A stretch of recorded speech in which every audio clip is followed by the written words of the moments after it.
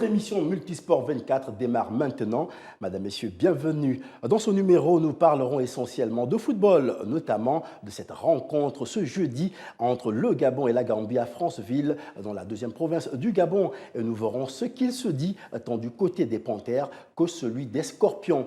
Ce qui conduit justement au thème de la semaine, quel 11 des Panthères du Gabon pour battre la Gambie? Cédric Kombila, vice-président des Panthères Notes, sera avec nous dans cette première partie. Et en deuxième partie, l'actu de la semaine nous plongera dans un protocole sanitaire strict pour la reprise des compétitions sportives en Afrique et dans le monde. Mais avant que de faire ce voyage dans l'espace merveilleux de Multisport 24, voici les titres. Tom Saintfield, le sélectionneur de l'équipe gambienne de football, veut absolument remporter le maximum de points possible contre le Gabon lors de la double confrontation des 12 et 16 novembre 2020 et gagner son ticket pour la CAN 2021 au Cameroun. Après avoir fait l'objet de multiples critiques sur la non-reprise du championnat national de football du Gabon, notamment par le président de la LINAF, le ministre gabonais des Sports est sorti de son silence pour mettre fin aux spéculations des uns et des autres.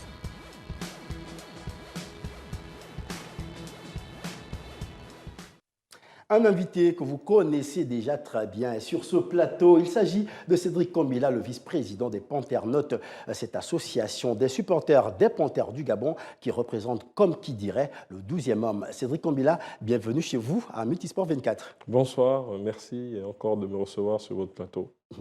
Et il est là également, toujours prêt à nous accompagner dans de nouvelles aventures de cette émission. Lui, c'est Andy Essono, journaliste de sport à Gabon 24. Andy, chaque fois que vous êtes là, j'ai l'impression que ce plateau s'illumine davantage. Non, naturellement, c'est Multisport 24 qui tout a le droit de briller lorsqu'on est Merci sur le plateau. en tout cas d'être sur ce plateau. Avec nous, la concentration pour gagner des points contre le Gabon, tels sont les mots de Tom Saintfield, le sélectionneur des Scorpions de la Gambie. En effet, afin de s'ouvrir le chemin de la phase finale de la Coupe d'Afrique des Nations de football au Cameroun en 2021, co-leader avec les Panthères du Gabon dans le groupe D, les joueurs du technicien belge ont pour ambition de prendre un maximum de points dans la double confrontation face aux Gabonais lors des 3e et 4e journées des éliminatoires. D'abord, ce 12 novembre à Franceville, en terre gabonaise, et le 16 novembre à Banjul, la capitale gambienne. Suivons ce reportage. Les hommes de Tom Saintfield ont réalisé jusqu'ici une campagne qualificative probante avec des résultats positifs face à l'Angola et la RDC. La double confrontation face aux hommes de Patrice Neveu s'annonce décisive pour la Gambie, qui veut effectuer un parcours sans faute dans cette campagne pour la fête du football africain. Et pour cela, des victoires s'imposent face aux Panthères du Gabon. Même si nous sommes en pole position, nous avons du respect pour le Gabon. Nous avons donc analysé avant de choisir le groupe de joueurs capables de les battre. Avec les expériences des matchs contre l'Angola et la RDC, je crois que nous sommes prêts. Surtout qu'on n'a pas de blessés ni de cas de Covid-19. Faire tomber Aubameyang et ses coéquipiers en engrangeant au moins 4 points à l'issue de cette double confrontation est l'objectif des Scorpions qui comptent sur Ibrahima Colley, le milieu offensif de Hellas Vérone en Serie A.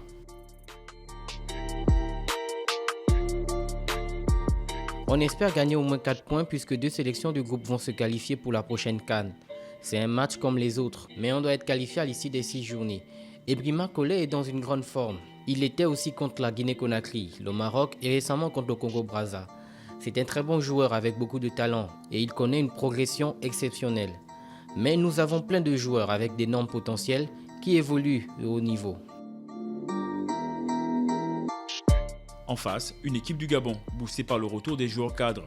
Lemina, Poko et Aubameyang sont de retour dans la tanière. Une raison pour Tom Saintfield de se montrer méfiant.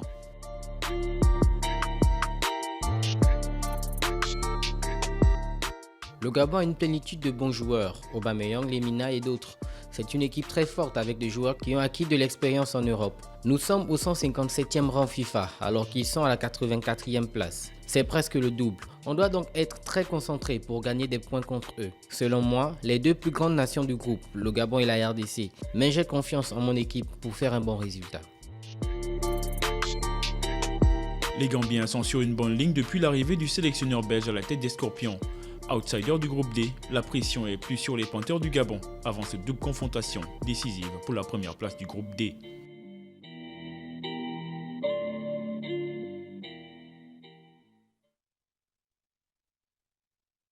Cédric Kombila, cela se voit aisément du côté des Scorpions. Tom Saintfiet, autant pour moi, ne vient pas au Gabon, n'est-ce pas, avec la fleur au fusil. C'est sûr. Tom Saintfiet, c'est un nom bien connu dans le football austral, en Afrique australe, parce qu'il est resté un moment en Namibie. Et c'est un très bon technicien. Vous voyez que depuis qu'il a pris en main la sélection gambienne, c'est une sélection qui a surpris plus d'un, notamment par sa victoire en Angola. Donc, il vient déjà avec des ambitions clairement affichées. Et lorsqu'il présente le Gabon et la RDC comme les potentiels favoris de ce groupe, c'est aussi une façon de remettre un peu plus de pression du côté du Gabon et de partir avec beaucoup plus de sérénité. En tout cas, les ambitions affichées sont claires pour lui. Est-ce que, justement, le fait qu'il sache que du côté de Franceville, il n'y aura pas de public dans le stade pour pousser les Panthères du Gabon, ne peut pas lui donner également ce sursaut d'orgueil quand même? Bon, je pense qu'à ce niveau-là de professionnalisme, ce n'est pas cet aspect qui joue. C'est peut-être quelque part dans la tête, c'est-à-dire qu'en discutant avec les joueurs, ils peuvent en parler et dire que ça peut être un avantage.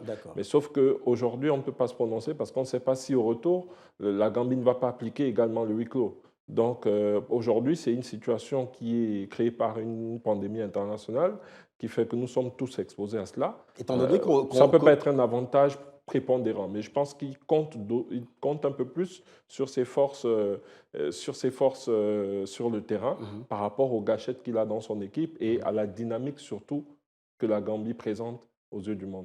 Andy Essono, c'est vrai que ce sont les 22 joueurs qui sont sur le terrain qui livrent bataille, mais lorsqu'on regarde cette rencontre Gabon-Gambie, on pourrait, n'est-ce pas, écrire un titre qui serait Tom Saintfiet contre Patrice Neveu.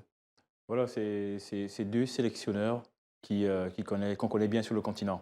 Ils ont chacun l'expérience dans sa partie continentale dans laquelle il a atterri. Mais je crois, c'est vrai, c'est deux sélectionneurs qu'on peut mettre en avant, mais c'est d'abord les joueurs, les acteurs. Bon, je crois que dès que les joueurs auront mis cela dans leur tête, encore qu'on joue à domicile, c'est vrai qu'il n'y a pas la magie et même la fièvre de jouer à domicile avec les supporters, avec les panternotes et autres.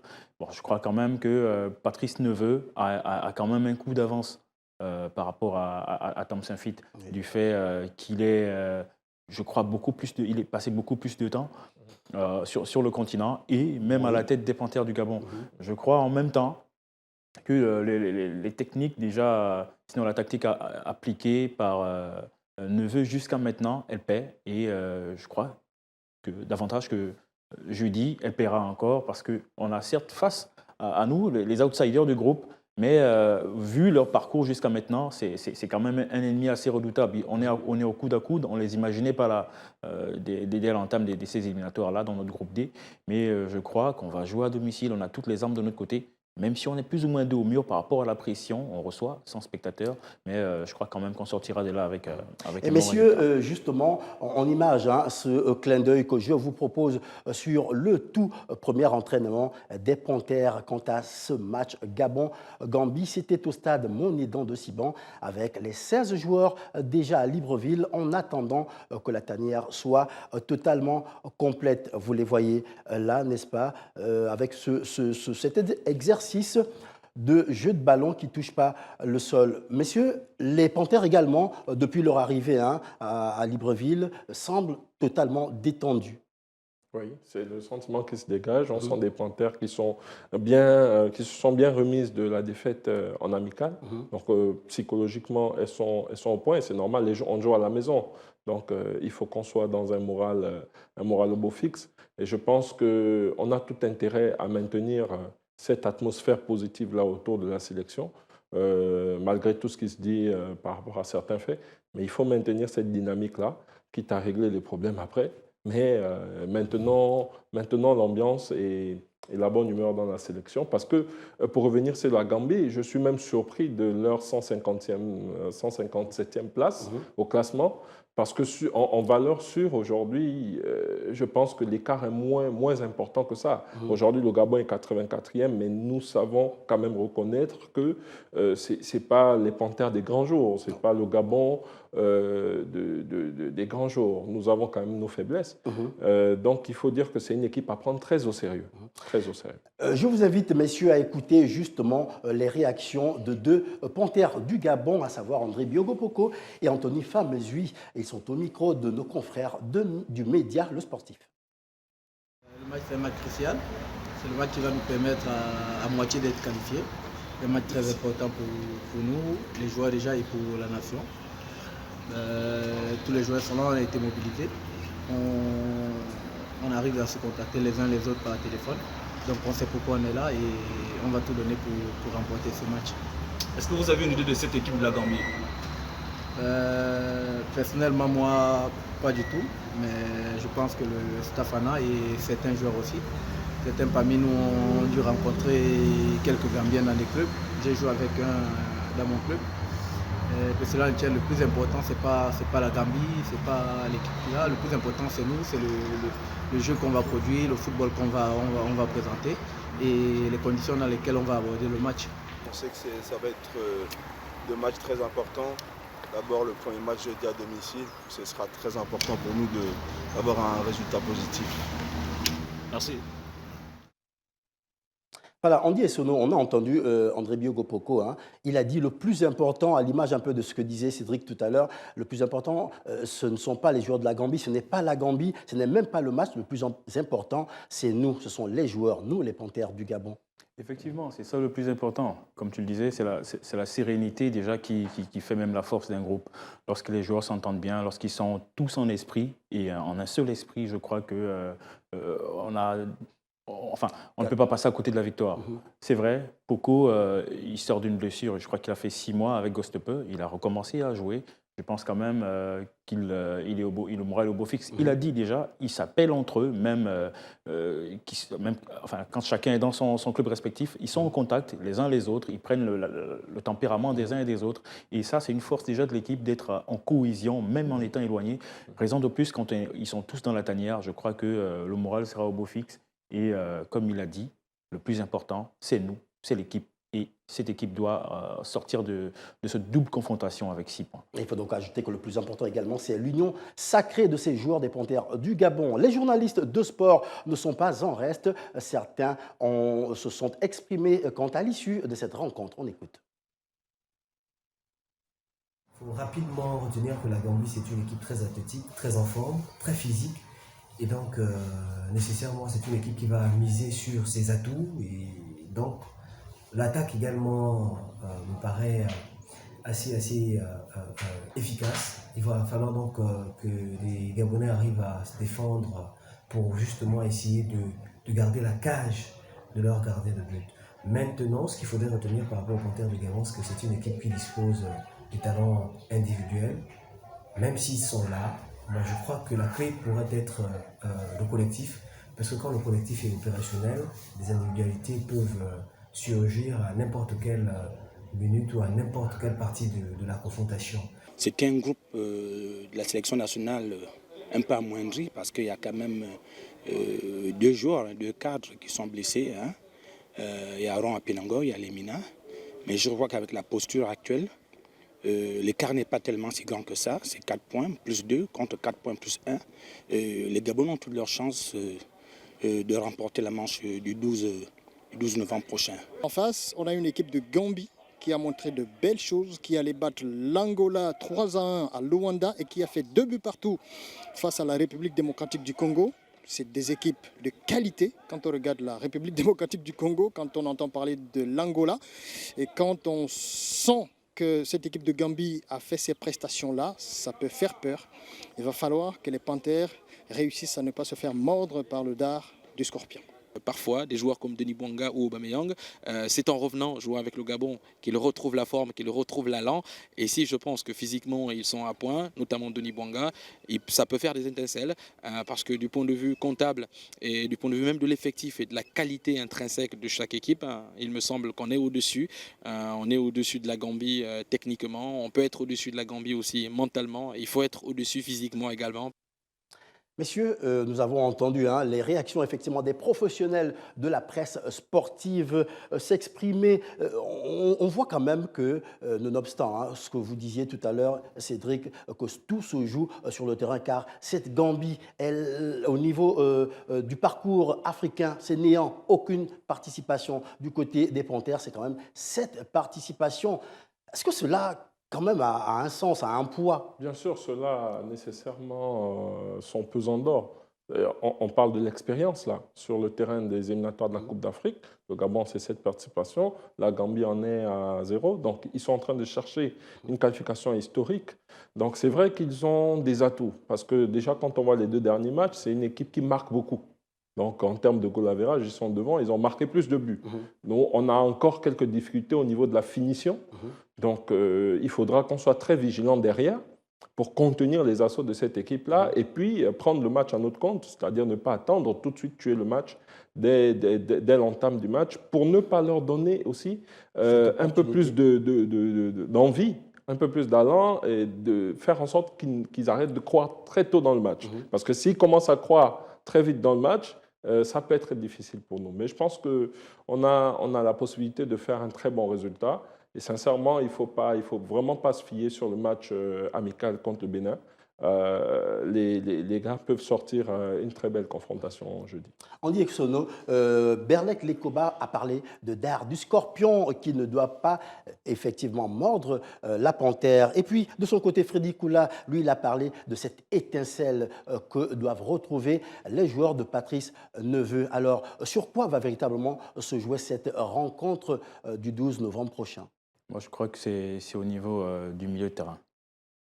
Moi, j'ai regardé cette équipe jouer contre la RDC.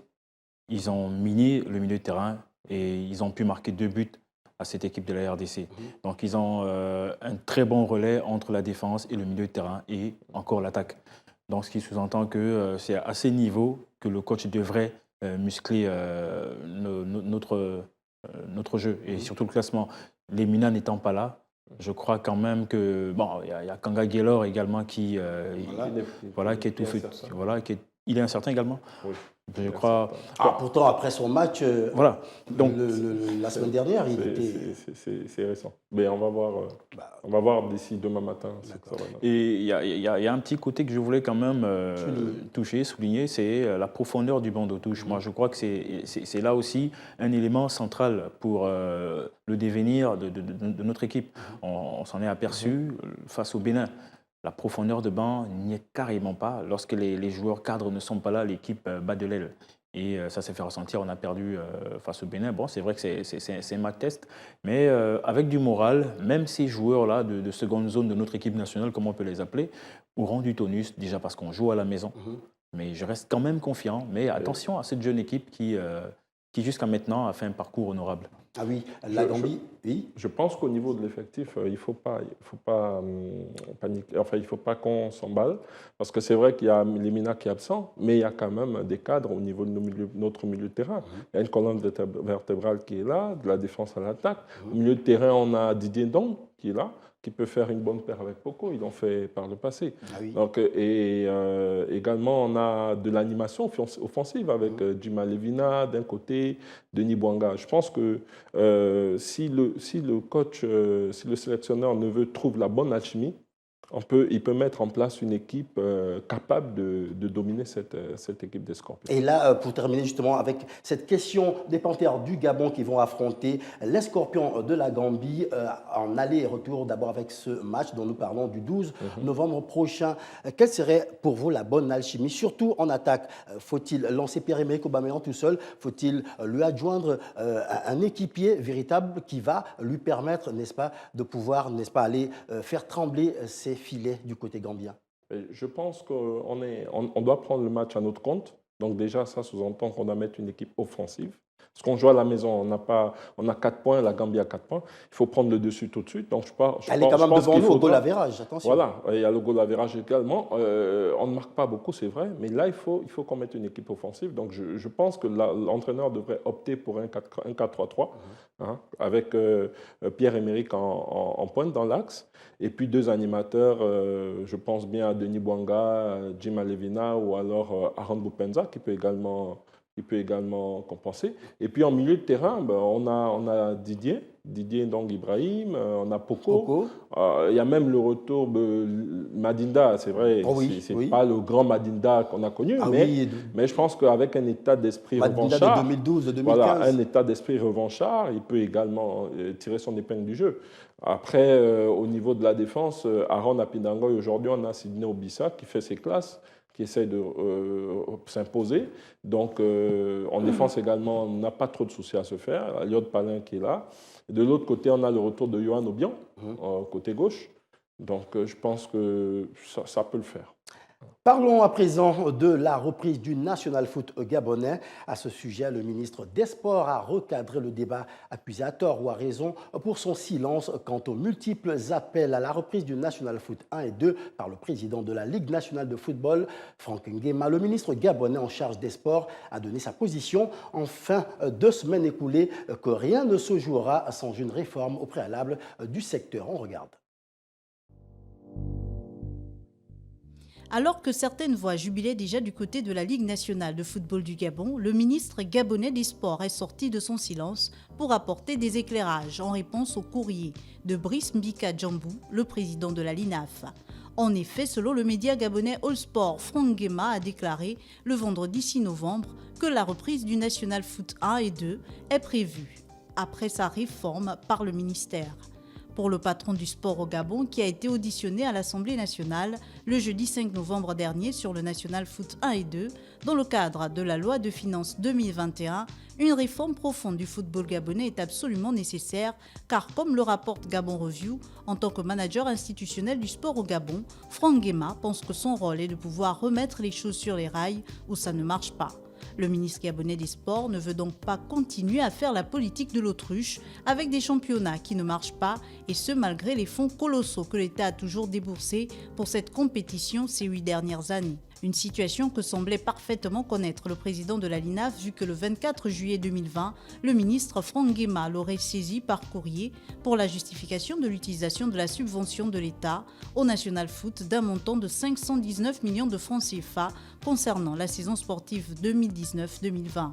Une demande de justification qui aurait duré 2 mois, certainement, dira-t-on, à cause des mesures restrictives de lutte contre la pandémie de Covid-19. Cependant, 3 mois après et jusqu'à ce jour, pour la tutelle, sur 24 clubs de D1 et D2, la moitié seulement a pu justifier l'utilisation des deniers publics et obtenu l'attestation de conformité du contrôleur budgétaire. D'où l'interrogation du ministre gabonais en charge des sports qui se demande ce que font les clubs de football de première et deuxième division des finances publiques pour qu'ils n'arrivent pas à se justifier en apportant des factures d'hôtel, de transport et des preuves de paiement des salaires signés par les joueurs et bien d'autres. Au regard de tout ce qui précède et avec la clarté des textes réglementaires dont le décret 447 et la convention qui régit la délégation de gestion du championnat national de football de la FEGAFOOT à la LINAF, dans ce sens que les clubs sont soumis au contrôle financier, Franck Nguema a souligné que cette réforme profonde a pour mission de tuer l'ennui et l'inconstance du championnat national actuel, dont les premières victimes de ce mode opératoire sont les clubs de D1 et D2 qui voient leur équilibre économique et social de plus en plus difficile à trouver. Pour ce faire, la reprise du championnat national n'est donc pas à l'ordre du jour de la tutelle, qui veut d'abord mettre de l'ordre dans ce secteur, lequel secteur, selon Gabon All Sport, n'honore plus le football gabonais, réduit à un championnat rikiki.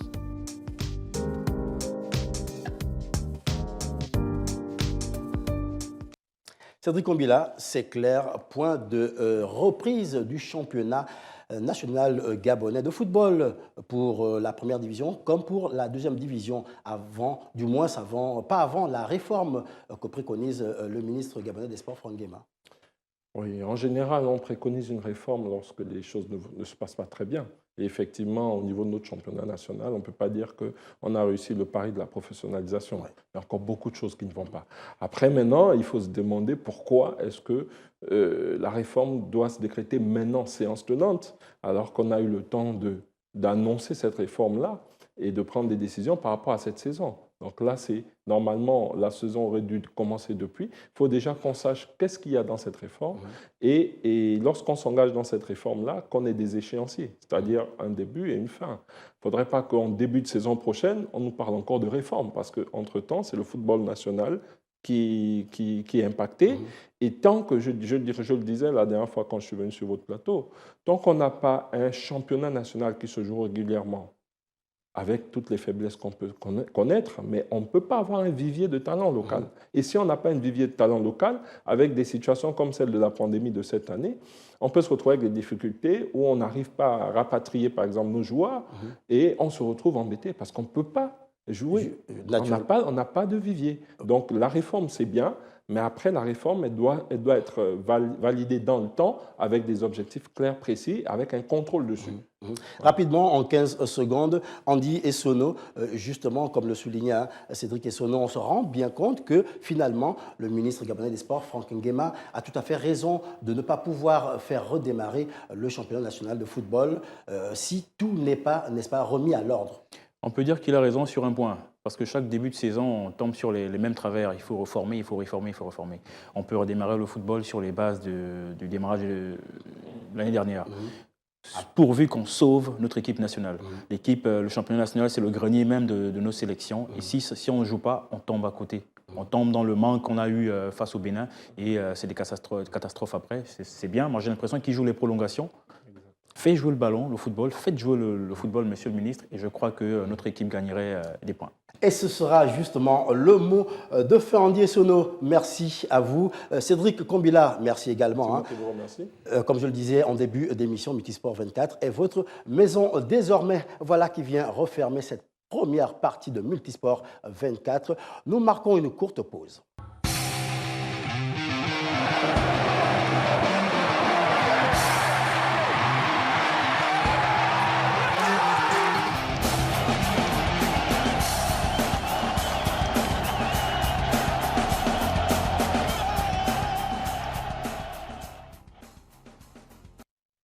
Merci de nous retrouver pour la deuxième partie de ce Multisport 24. Dans cette partie, l'actu de la semaine nous plonge dans un protocole sanitaire strict pour la reprise des compétitions sportives en Afrique et dans le monde. Andy Essonneau est avec nous et à ses côtés, Yann Akenege, le responsable sport du desk anglophone de Gabon 24. Messieurs, merci d'être une fois de plus, surtout Andy avec nous. Yann, bienvenue. Merci, vraiment c'est un plaisir de se faire recevoir sur le plateau de Multisport 24. Andy ? Toujours un plaisir quand on parle de sport. Effectivement, toujours un plaisir lorsque nous parlons de sport. Messieurs, nous allons d'abord parler du respect strict de ce protocole sanitaire en vue de la reprise des compétitions. Une décision prise au Caire en Égypte par le comité d'urgence de l'instance fêtière du football africain. Et ce protocole inclut également la présence des supporters dans les tribunes. On regarde. Les 3e et 4e journées des éliminatoires de la Coupe d'Afrique des Nations Cameroun 2021 feront office de test du protocole sanitaire validé vendredi au Caire par la Confédération africaine de football. La commission d'organisation de la CAN, en conformité avec les règles de jeu de la FIFA, s'est accentuée sur les conditions des tenues des matchs, le nombre des remplaçants autorisés et les conditions de report ou d'annulation des rencontres, entre autres. La commission prévoit que, dans le cas où une équipe ne peut se rendre sur les lieux du match ou recevoir un match du fait des restrictions de voyage ou autres motifs liés à la Covid-19, elle sera considérée comme ayant perdu le match de but à 0. Si une équipe ne dispose pas du nombre maximum de joueurs requis, soit 11 joueurs et 4 remplaçants, elle sera considérée comme ayant perdu le match de but à 0. Le nombre de remplaçants autorisés est fixé à 5 joueurs par équipe. Chaque équipe bénéficiera de 3 opportunités pour effectuer ses remplacements au cours du match. La présence des supporters a également été mise sur la table des travaux de la commission. Selon le protocole Covid-19 de la CAF, tous les matchs doivent se disputer à huis clos, c'est-à-dire sans supporters. Cependant, si le gouvernement de l'association hôte souhaite la présence des spectateurs, alors l'association en question se devra d'obtenir l'approbation de la CAF. La capacité maximale du stade sera dans tous les cas limitée. En cas de la situation exceptionnelle autre que celle mentionnée, la commission d'organisation sera consultée pour une décision finale. Des règles susceptibles d'être revues en fonction de l'évolution de la pandémie dans le monde et en particulier sur le continent africain.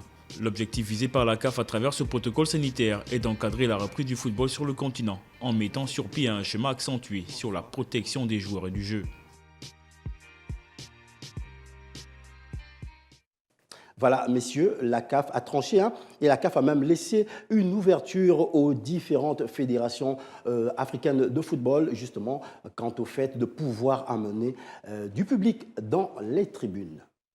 Ouais, il faut dire d'abord que le football a manqué aux Africains. Vraiment, le football a beaucoup manqué aux Africains. On a pu voir avec cette décision de la CAF de pouvoir faire revenir les joueurs sur le terrain. Oui, ça fait vraiment plaisir au peuple africain à qui le football manquait beaucoup. Mais il faut dire, on est toujours dans ce contexte de l'épidémie. Oui. Et il faut la sécurité des personnes, des joueurs non seulement, mais aussi de ceux qui viennent regarder les matchs. Ces différentes procédures suivent un peu ce qui est déjà fait en Europe. Naturellement. On peut le dire qu'il y a des championnats qui sont déjà repartis en Europe. On a la Champions League, on a quasiment toutes les premières ligues européennes qui ont repris, qui sont comme ça la 4e, 5e journée. On peut utiliser les modèles qui sont déjà utilisés en Europe, essayer de les appliquer. Et c'est ce que la CAF est en train de faire maintenant sur d'autres mesures, en impliquant les fédérations aussi, les différentes organisations pour pouvoir mieux repartir dans le football africain en ce moment. Andy Sono, est-ce que l'ensemble des associations membres de la CAF a bien pris effectivement la décision du nouveau protocole de la CAF? Bien évidemment, on ne peut que dire oui, parce que dès lors que le calendrier a déjà été établi, et je crois que les premières rencontres se font cette semaine. Donc, ce qui sous-entend que si calendrier y est, si rencontre il y a, c'est qu'il y a le protocole sanitaire qui a été respecté. Mais il faut quand même revenir sur un fait assez important, parce que la CAF s'est beaucoup orientée sur plusieurs faits, notamment celui de perdre ou de gagner des matchs sur tapis vert. Il y a des critères. Il faut que les équipes aient un maximum de joueurs, un total de joueurs, le total de joueurs requis pour une rencontre de football. Il faudrait que la liste des joueurs arrive complète. Si celle-ci n'est pas complète, par exemple, l'équipe peut perdre sur tapis vert 2-0. Oui, 11 joueurs plus 4 remplaçants. Voilà, le gardien inclus. Donc cela sous-entend qu'il y a beaucoup de paramètres que comme ça, les équipes et les fédérations doivent admettre avant d'être autorisées comme ça à disputer un match et pourquoi pas remporter les 3 points. À côté de ça, il y a également, tu l'as évoqué, Joey, il y a les supporters également. Normalement, la CAF prévoit un huis clos, n'est-ce pas? Mais compte tenu du comportement de l'épidémie, de la pandémie, n'est-ce pas, en fonction des États, le gouvernement qui recule de façon quand même assez rapide et assez bonne dans certains pays. Dans certains pays, notamment au Gabon. Donc, je peux prendre un exemple sur le Gabon. L'État ou sinon la CAF peut décider, en association avec l'État, de mettre des supporters dans les tribunes pour pouvoir assister à un match de football. Mais il faudrait que ces derniers soient soumis à un protocole sanitaire strict, notamment la distanciation physique et tout ce qui va autour. Et justement, Yana Kenege, étant donné que le Gabon, via sa fédération, avait l'opportunité de pouvoir emmener des gens au stade pour cette rencontre Gabon-Gambie le 12 prochain du côté de Franceville. Pourquoi justement ne pas avoir permis aux supporters gabonais de s'y rendre avec naturellement les mesures proposées et préconisées par la CAF? Oh ouais, c'est vrai, c'est une très très bonne suggestion, mais il faut dire, comme on dit, le ministère des Sports, vraiment toujours en partenariat avec le ministère de la Santé dans le cadre de la gestion de cette pandémie, doit mettre en place des mesures progressives qui vont faire en sorte que les tests puissent être faits au départ d'abord et voir avec la manière avec laquelle ça progresse. On peut calquer, on va dire, dans ce cadre-là, ce qui se fait ailleurs. Puisqu'on a vu, le Gabon avait quand même le temps, effectivement, de le faire. Et étant donné que le Gabon a quand même un pied en avance sur certains pays en matière de protocole, en matière gestion de la pandémie. De la gestion de la pandémie. Il faut le dire, mais il faut dire que la reprise des activités sportives aussi n'a été donnée que le 30. Donc, il fallait d'abord qu'il y ait une préparation préalable, voir comment est-ce que les sportifs peuvent s'organiser, se regrouper, pourquoi et comment utiliser l'espace qui leur sera donné. Mais il faut vraiment dire, pour le match du Gabon, ça devait vraiment être aussi l'opportunité de faire un match test. Pourquoi ne pas tenter, ouvrir les tribunes à peut-être un certain nombre restreint de personnes pour pouvoir assister à ce beau match des Panthères, comme les Panthères qui nous manquent vraiment. Donc ce sera vraiment très intéressant. Andy Sono, en première partie, hein, on en a discuté avec Cédric Kombila, effectivement, quant au fait qu'il n'y ait pas de supporters au stade, et cela va causer un énorme handicap aux Panthères quand on sait qu'au match retour le 16 prochain, effectivement à Banjul, ça va être une effervescence. Effectivement, on va dire c'est un gros plan dans les ailes avec lequel on va déjà, le 12e homme n'étant pas là. Je crois que Cédric l'a évoqué déjà lors de la première partie, mais ce sera quand même lourd. À Banjul, je suis sûr qu'il y aura des supporters. Eux, ils sont à la quête d'une première qualification, donc ils vont mettre les bouchées doubles, qui plus est contre le Gabon, le farouche adversaire avec lequel ils sont au coude à coude. Donc il faut comprendre que le 12e homme mérite d'être là. Tu l'as dit, il y a eu assez de temps pour les autorités, n'est-ce pas, de pouvoir mettre un mécanisme pour pouvoir accueillir les supporters dans les gradins. Depuis la communication gouvernementale sur l'assouplissement des mesures barrières, je crois qu'on a eu un temps assez long pour pouvoir... Voilà. Et ce sera quand même avec déjà les absences qu'on a. Je crois que le 12e homme, il y a Lemina qui n'est pas là, il y a Aaron Apinangoy qui n'est pas là, et Bouanga qui jusqu'à maintenant est incertain, mais je crois quand même qu'il sera... Mais il a joué le week-end dernier. Donc cela sous-entend que le 12e homme a toute sa place.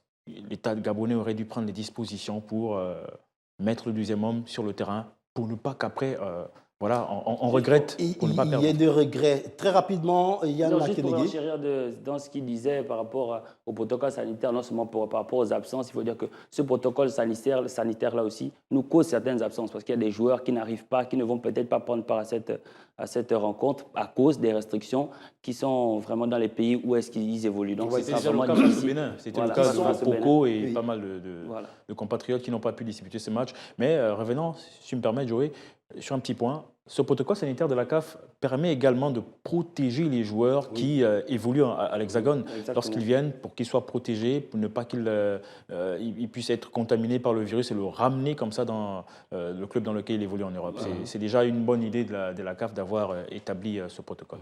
Et puisque nous parlons des conditions de reprise de football sur le continent africain, les États-Unis d'Amérique se dirigent également vers une reprise du basket après des playoffs 2020 organisés dans une bulle sanitaire en Floride. La nouvelle saison de NBA pourrait débuter cet hiver dans des conditions plus classiques avec quelques spectateurs dans les tribunes. Suivons cet élément. Moins d'un mois après le sacre des Lakers en play-off, la NBA travaille déjà à sa reprise. Cette semaine, les joueurs doivent ainsi donner leur avis sur la date de début de la nouvelle saison qui devrait être fixée, soit le 22 décembre 2020 ou encore le 18 janvier 2021. Et selon le bien informé Shams Charania, journaliste sportif américain pour The Athletic, celle-ci pourrait même se jouer avec un peu de monde dans les tribunes. Les fans autorisés devraient évidemment porter des masques, respecter une distanciation sociale et passer des tests Covid-19 avant les matchs. D'après l'Insider ou l'initié de la Ligue, la NBA réfléchirait ainsi à remplir les loges à hauteur de 25 ou 50% de leur capacité pour le lancement du nouvel exercice si jamais les autorités le permettent. Les loges étant des espaces isolés, le but serait d'autoriser les franchises à en utiliser en fonction des législations locales. Cela permettrait de remettre un peu d'ambiance réelle autour des parquets et surtout de faire entrer de l'argent, les recettes en loge étant véritablement considérables. La billetterie représentant jusqu'à 40% des recettes des franchises, la NBA se creuse donc la tête pour accueillir des fans à la reprise en attendant un vaccin ou un traitement efficace contre la Covid-19.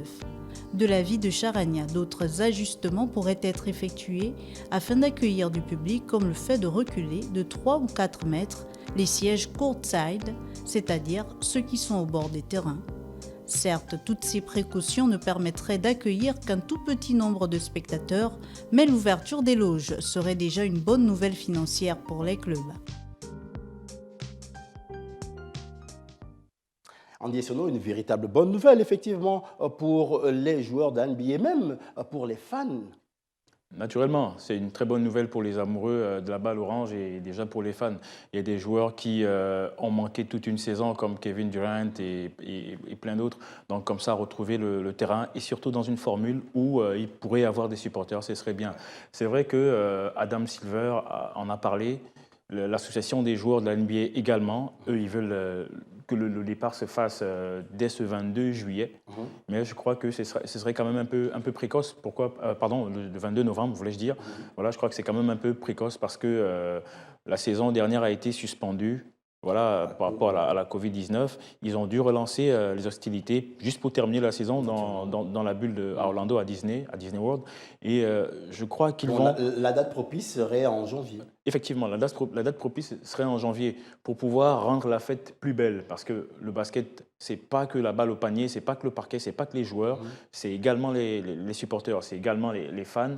Et déjà, il y a des sièges qui pourraient être ôtés, voilà, pour permettre d'aérer et une distanciation 3-4 mètres, c'est quand même énorme. Oui, c'est énorme, mais dès lors que ça met le basket dans les conditions de respect de la santé, voilà, établie par la NBA, je crois que ça pourrait normalement aider à ce que les joueurs évoluent dans un contexte sanitaire approprié, loin de pouvoir se faire contaminer, et eux et les spectateurs.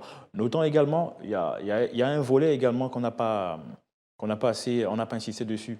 La NBA, c'est une entreprise aussi. Les clubs, c'est des entreprises qui vivent des finances. Donc la billetterie également est un pan important. On sait que s'il y a des spectateurs, il y a des finances qui rentrent dans les clubs. Voilà. Donc il y a du personnel à payer, l'entretien des infrastructures sportives et tout ça. Voilà. Comme on le disait dans le reportage, une façon aussi pour les franchises, Yana Kenege, de pouvoir, n'est-ce pas, mettre un peu d'argent dans la tirelire. Oui, c'est vrai, mais ça, c'est du côté financier. Mais moi, j'aimerais revenir sur le point au niveau des États-Unis. Le basketball, c'est plus qu'un sport. C'est quasiment une religion. Il faut le dire pour les enthousiastes du basket qui ont vu la saison dernière. Comme le foot au Brésil. Voilà, vraiment, comme le foot au Brésil ou du côté de l'Angleterre.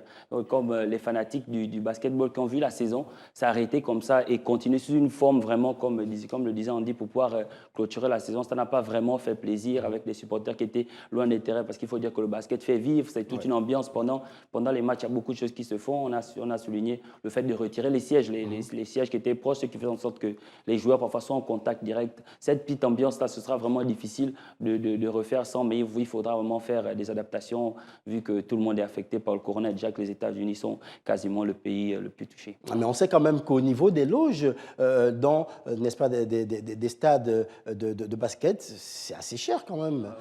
C'est assez cher, effectivement. C'est pourquoi le volet financier, il est assez important. Là, il faut véritablement l'assouplir. Enfin, encore qu'il y a déjà un problème qui s'est posé au niveau de la Ligue nord-américaine de basketball. Il y a la billetterie, il y a des supporters qui avaient acheté les billets pour toutes les rencontres des franchises. Et étant donné que le corona les a exclus des gradins, je crois que ce serait quand même bien de remercier ou encore de favoriser ces personnes-là, voilà, qui avaient déjà acheté un ticket, enfin un carnet de tickets pour les matchs, à assister comme ça sur le terrain. On a suivi toute la partie des playoffs. Toutes les parties des playoffs sans supporters et les finales NBA sans supporters, je vous assure que ça a cassé l'ambiance. Ça a vraiment cassé l'ambiance. C'était seul le DJ qui criait, qui essayait d'animer, mais vraiment l'ambiance, l'éclage, ça se fait avec des spectateurs. Donc il faudrait que la Ligue nord-américaine réfléchisse quand même à pouvoir laisser libre cours à ces derniers de pouvoir s'exprimer et faire leur partition dans ce que c'est que la NBA. Parce qu'une NBA sans spectateurs, ce n'est pas vraiment la même chose. Effectivement, ce pas, n'est-ce pas, que vient d'entamer de faire la NBA pourrait certainement se voir en Europe, certainement dans la même discipline ou même dans le football. Oui, ça pourrait vraiment se faire aussi. Mais il y a des petites modifications et... comme disait Andy, le retour des joueurs, parce qu'il faut aussi souligner, et moi j'opterais vraiment pour qu'il y ait un peu de temps, qu'on prenne un peu de temps. L'idée de faire reprendre le championnat comme ça le 22 novembre, c'est vraiment pressé. Et puis pour les joueurs aussi, au niveau de la fatigue, après le rythme effréné avec lequel ils ont fini la saison passée, ce sera vraiment, vraiment difficile. Bon, on va importer ces tendances-là du côté de l'Europe pour pouvoir adapter, parce qu'il faut dire qu'il y a beaucoup de championnats qui vont ensemble, et des championnats de foot, des championnats de basket, des saisons qui vont ensemble. Il faudra trouver vraiment une marge. et une stratégie pour pouvoir relancer ces championnats. Pour clore ce volet, Andy Essono, voilà la NBA, n'est-ce pas, qui entame des procédures avec un protocole bien ficelé, la CAF également, et sur cette trace, il ne reste plus certainement que la CONCACAF et l'UEFA. Voilà. Donc le monde progressivement, sinon le monde du sport est progressivement en train de gagner cette bataille-là face à la Covid-19 et les parents pauvres de cette bataille gagnée, c'est les supporters. Je crois que le fait d'avoir fait jouer la NBA dans une bulle, c'est déjà un énorme succès parce que beaucoup n'y croyaient pas et beaucoup voulaient carrément qu'on annule la saison. Et ça a été fait. Et je crois que de la même façon, on peut ramener les supporters, peu importe la discipline, peu importe le pays. Seulement, il faut un respect et une responsabilité même déjà des supporters quant à leur entrée et sortie dans les gradins. Il faut peut-être certainement remercier ou féliciter Ahmed Ahmad qui, pour l'heure, n'est-ce pas, a tellement de soucis pour son second mandat. Parlons à présent du Grand Prix d'Arabie Saoudite de Formule 1 qui figure parmi les courses prévues au calendrier 2021 dont le calendrier définitif et complet sera dévoilé ultérieurement.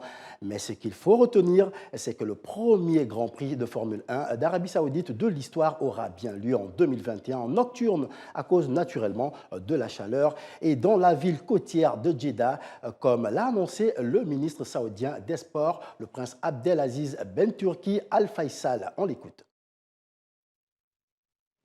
J'ai le plaisir d'annoncer officiellement, avec le soutien de son Altesse royale, le prince héritier Mohamed Ben Salman, que le royaume accueillera sur sa côte ouest ici à Jeddah, la marée de la mer, l'une des courses de F1, la plus grande, la plus importante et la plus passionnante des courses internationales. Alors, messieurs, même si ce sera une première pour l'Arabie Saoudite, plusieurs grands prix ont en revanche déjà été organisés depuis plusieurs années dans certains pays voisins du Golfe, comme Abu Dhabi et Bahreïn. Soulignons également que l'Arabie Saoudite a multiplié les grands événements sportifs ces dernières années avec la volonté de développer le secteur du divertissement et d'améliorer son image ternie par les critiques sur les violations des droits humains dans tout le royaume. Donc, il faut dire que l'Arabie Saoudite, c'est un pays vraiment, c'est un pays producteur de pétrole parce que les grandes entreprises, les responsables des grandes écuries en Formule 1, le plus souvent, ce sont ces entreprises-là qui sont dans le, elles font dans le pétrole. Et ne pas avoir de prix vraiment en Arabie Saoudite, ça faisait un peu tâche sur le circuit de toute l'année, mais ça va vraiment faire du bien, ça va apporter quelque chose de nouveau. Comme vous avez dit, l'Arabie Saoudite a décidé de se relancer vraiment, surtout au niveau du divertissement, de l'entertainment. Il y a avec la création de plusieurs parcs, mais avec ce circuit, ce sera vraiment de très bon augure pour l'Arabie Saoudite pour s'ouvrir dans le monde, dans ce secteur de la Formule 1. Et puis, il faut souligner que l'Arabie Saoudite a été l'hôte de plusieurs, autant pour moi, compétitions de haut niveau dans le rallye Paris-Dakar 2020 en janvier dernier, messieurs, qui a d'ailleurs eu un grand succès, ou encore sa première Saudi Cup, la course épique la plus richement dotée du monde, Andy Essono. Oui, c'est dire que l'Arabie Saoudite a l'expérience dans l'organisation des grands événements. Et j'ai même envie de dire ce premier championnat de Formule 1, je crois que c'est une double victoire parce qu'il l'organise déjà dans un contexte sanitaire assez compliqué avec la Covid-19. Ils l'ont projeté la nuit, donc ça va se faire la nuit. Déjà une victoire encore pour atténuer la chaleur. Mais il faut lire quelque chose quand même. L'Arabie Saoudite a quand même une autre victoire là-dessus, c'est au niveau des infrastructures. Oui. Malgré le fait d'être dans une zone plus ou moins désertique, ils ont pu avoir des infrastructures à même, n'est-ce pas, d'accueillir de tels événements. Et là, la F1 en Arabie Saoudite, c'est presque un rêve pour les amoureux de cette discipline sportive. Yann vient de le dire. Il y a des gros chapeaux derrière, il y a de grosses entreprises derrière, il y a de gros sponsors derrière, mais pourquoi l'Arabie Saoudite ne pouvait pas jusqu'à maintenant organiser? Je crois que c'est une autre bataille gagnée par cet État-là qui a pu mettre sur pied cette compétition. Et voilà d'ailleurs pourquoi, côté football, la Supercoupe d'Italie ainsi que la Supercoupe d'Espagne ont également été organisées en terre saoudienne, respectivement en 2019 et 2020, où les stars du ballon rond, tels que Cristiano Ronaldo et Lionel Messi, avaient attiré de nombreux fans à Jeddah. Le sport est également devenu, messieurs, un terrain de concurrence entre les pays rivaux du Golfe, où le Qatar doit accueillir en 2022 la première Coupe du monde de football organisée au Moyen-Orient. Et sur cette lancée, Riyad et Doha sont en compétition pour l'organisation des Jeux asiatiques de 2030. Ouais, il faut dire que dans le golf, vraiment, la compétition entre les pays, c'est quasiment quelque chose de régulé. Là, l'Arabie Saoudite devient le 33e pays à organiser les Grands Prix. C'est vraiment quelque chose de vraiment nouveau. Chez eux, c'est quelque chose qui est célébré, qui est vraiment mis en avant. Et la compétition, cette compétition positive entre les pays du Golfe est vraiment de bon augure pour la région. Mais il faut aussi souligner que ce pas qui est vraiment pris montre la manière avec laquelle le Moyen-Orient est en train de s'inclure dans le sport mondial en général. On a vu par exemple les Qataris se saisir du Paris Saint-Germain. On a vu l'impact qu'ils ont eu en Angleterre dans certains clubs. Et vraiment, ça s'ouvre comme ça. C'est vraiment quelque chose de bien. On espère vraiment qu'il y aura au moins la formation et que peut-être les talents sortiront aussi de ces zones-là, pas seulement l'organisation des compétitions. Il faut le dire sans pouvoir se tromper, Andy et Sono, que désormais, les pays du Golfe sont en train de faire braquer des projecteurs sur eux dans le domaine du sport. Effectivement, Yann a effleuré le pour pouvoir peut-être dominer le monde plus tard. Voilà, c'est une sorte de colonisation, c'est le terme approprié. Ils se sont appropriés le Paris Saint-Germain. On voit très souvent les logos de leurs entreprises, sinon des Émirats sur les étendards des clubs en Europe. C'est dire qu'ils se sont comme ça propagés en Europe pour s'attirer le feu des projecteurs et s'attirer les disciplines sportives. Je crois quand même qu'avec déjà le Qatar qui organise la Coupe du Monde, avec cette Formule 1 et avec toutes les autres compétitions qui ont déjà été organisées, le Qatar, sinon la partie asiatique, du Moyen-Orient, les pays du Golfe, est en train de se positionner farouchement sur le terrain du sport mondial. Comme on dit, il faut dire que, juste pour revenir, il faut dire qu'il y a les... Très rapidement, en 10 secondes. Les compétitions vraiment majeures pour lesquelles ces pays-là se battent, ce sont vraiment des compétitions très importantes, comme le mondial de boxe. On a vraiment des grands combats, même jusqu'au niveau de l'International. Ah oui, et certainement, cela est dû au pétrole, comme l'a souligné Andy Essono. Andy Essono, merci. Yann Akenege, merci.